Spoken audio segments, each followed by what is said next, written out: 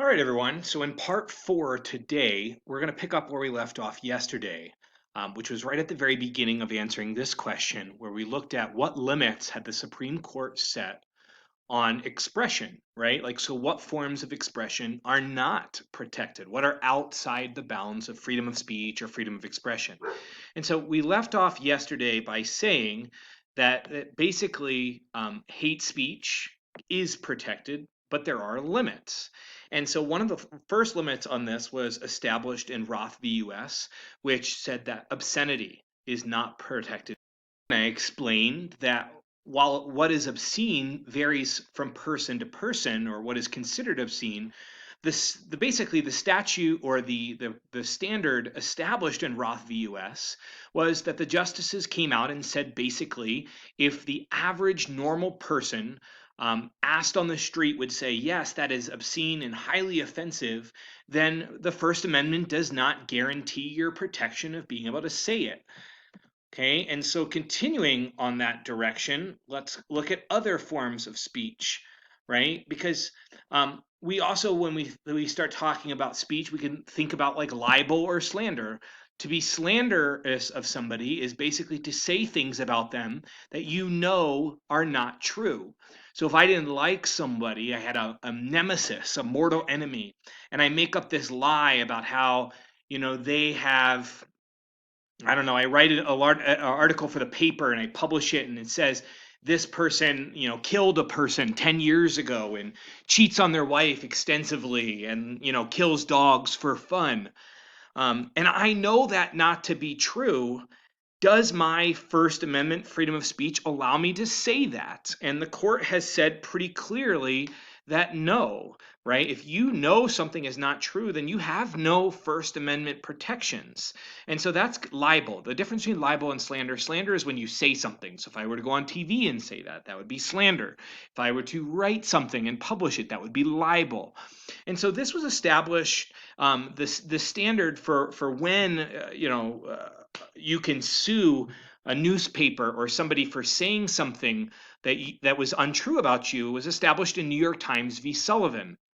In this case, the New York Times had posted an ad seeking donations to basically support Dr. King's protection from perjury charges. And in this ad, while they were asking for money to donate money to support Dr. King, they made some claims, or the person taking out this ad and the New York Times editorial staff made some claims about some elected officials in Alabama that were shown to be untrue. And so they were sued by these elected officials in Alabama who basically said, New York Times, how dare you say this? This was false.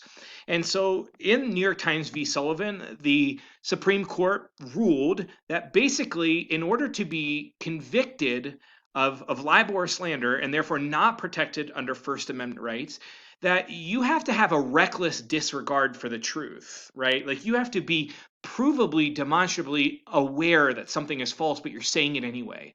You can't be sued for slander or libel if you publish something thinking it's true and then 2 days later realize, oh God, I made a mistake, all right? That is a difference. In addition to like libel and slander protected, which are not protected speech, you can draw a political cartoon where you are, parroting an elected official or using satire or things like that, because you can imagine that like some of these political cartoons, which are pretty pointed against Donald Trump or others, if that type of expression wasn't allowed, then every time a cartoonist published something like that, they could be sued, and their First Amendment rights would not protect them. But the courts have ruled that form of expression is. Another interesting protection that is guaranteed by the First Amendment for form of expression is symbolic speech. And the most famous case, and one that is on your must-know case, is Tinker v. Des Moines. In Tinker v. Des Moines, this was at the height of the Vietnam era, right? And Tinker, one of the students, the plaintiff in this case, had sued the Des Moines Independent School District for basically suspending and ultimately expelling her for protesting the Vietnam War by wearing a black armband on her left arm. She and a couple other students had decided that they were adamantly opposed to the Vietnam War, and so they were going to wear these black armbands, and that was going to be their way of silently protesting, symbolically protesting. They didn't actually say anything, but symbolically they were speaking. And so the school district told them to take it off. When she refused, they ultimately suspended her, and her refusal to then change at that point led to her expulsion. And so she sued, and basically the ruling in Tinker v. Des Moines was that actually symbolic speech is protected. In this case, it didn't actually reinstate Mary Beth Tinker to school, because the limits of that were basically established, and that schools could limit symbolic speech if it was found to be super disruptive to the normal learning environment, in which case that's what they did argue. And so her expulsion was upheld even while symbolic speech protections were established. Case that kind of continues with the symbolic speech direction was ultimately Texas v. Johnson, which was the case that most famously is dealing with flag burning. Flag burning is something that many people in our country find highly objectionable, downright unpatriotic. But do people have the right to burn an American flag? Can it be made illegal? And so this frequently comes up on right-wing news programs as we should make this illegal. And it's a rallying point for conservatives. But the court said unequivocally in Texas v. Johnson that the First Amendment and the freedom of expression guaranteed in the First Amendment does technically allow people to burn American flags. So Texas v. Johnson said flag burning is a symbolic action, it's symbolic speech, and therefore it is protected by the First Amendment. The obvious exception would be if you tried to burn a flag, in the middle of a supermarket, you could be charged with arson, right, or disruption. You couldn't be charged with burning the flag, but you would still be charged for an illegal act. But if you burn it on your own property, you're protected. Continuing, what forms of expression are protected by the First Amendment? We also have to look at the tension that the court has kind of revealed between what happens when two protected First Amendment issues come head to head. In this case, the First Amendment guarantees freedom of the press.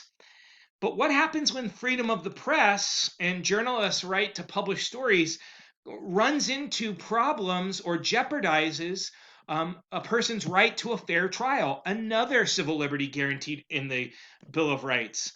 And so the court, in multiple decisions kind of dealing with seeking to define this tension, has generally found in favor of the press, and basically said that our country and the thriving democracy relies on a free press, journalists who write stories and uncover misgivings, and that to limit freedom of the press, you would have to have a hugely compelling reason, and the right to a fair trial is not one of them. And so the limit here that has been kind of uncovered is what happens when a reporter gets a confidential source and then releases something about that confidential source that jeopardizes a trial or is tried to be used at a trial. Can the reporter basically say, I'm not going to tell you who said it, because if I say this, I'm blowing my agreement, and I gave my source my word that I wouldn't reveal their identity? Well, the court has said, well, in that case, since somebody might go to jail because of your source, you do have to reveal, who your source is. Now, journalists will oftentimes still refuse, but they will be thrown in prison for refusing to release the names of their sources. Basically, the workaround that has been found to kind of get in the way. So, let's take the O.J. Simpson trial. When I was a kid, that trial received such incredible media coverage in the newspapers and on nightly television, and everywhere you looked, everyone was wanting to talk about he was guilty, he was guilty, he was guilty, right? And O.J. Simpson's right to a fair trial was very much jeopardized because the message of his guilt was everywhere. Can you tell the press not to continue to say O.J. Simpson's guilty? And the answer is no, right? Freedom of press wins out. And so what they do instead in situations where they believe that the press might jeopardize the right to a fair trial is they'll use sequestered juries, meaning juries will get kind of locked away. If you're selected to be on that jury, you are basically put up in a hotel and not allowed access to TV or newspapers or anything like that for the duration of the trial. It's very inconvenient, but that is the constitutional solution when there is a tension between freedom of press and a person's right to a fair trial.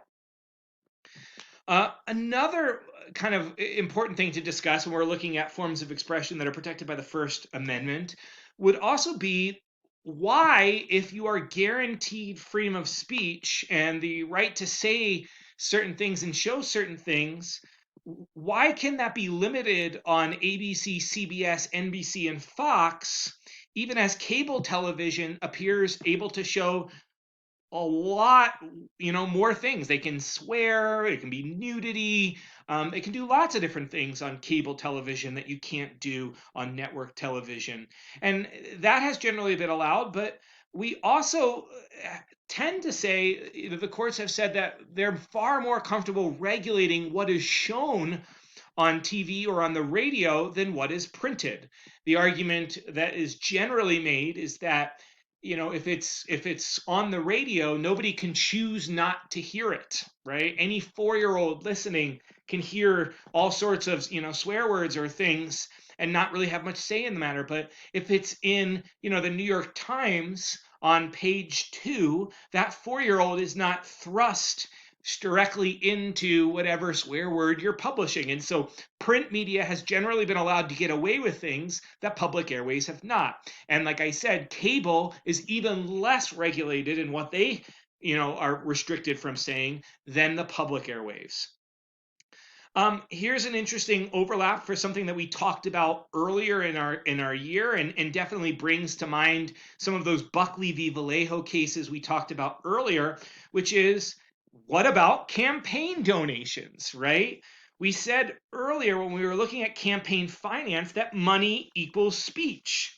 And in Buckley v. Vallejo, right, that threshold was established, and therefore campaign donations are considered protected speech under the First Amendment, and you cannot limit somebody's political donations to themselves or where they give it, which is what gave rise to, PACs and has slowly kind of evolved into super PACs. So campaign speech or donations is also protected speech. Obviously, Citizens United, another case in that must-know thing, and you're going to have to look at that for later.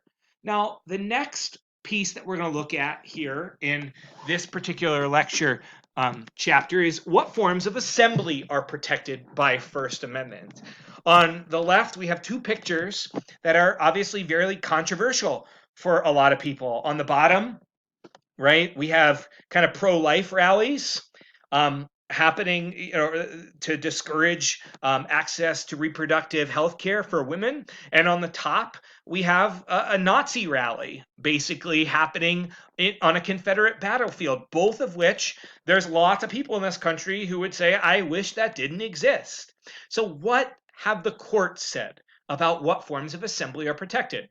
First, the tension in court decisions as they've established the boundaries of the right to assembly established in the First Amendment has basically been to kind of get at that tension that exists between the general public's right to live in a society that is orderly and peaceful and where their property is protected versus individuals have right to assemble.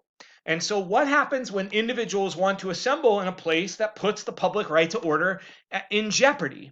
And so the courts have ruled on this and basically said that even though the First Amendment guarantees a right to assembly, it doesn't guarantee you unlimited right any place, any time, in any manner. And that elected officials in city governments and state governments are well within their rights to kind of limit and kind of somewhat restrict freedom of assembly by giving a permit and saying, okay, if you want to do this massive protest in downtown, you can do it at Saturday at 2 o'clock in this park, but nowhere else.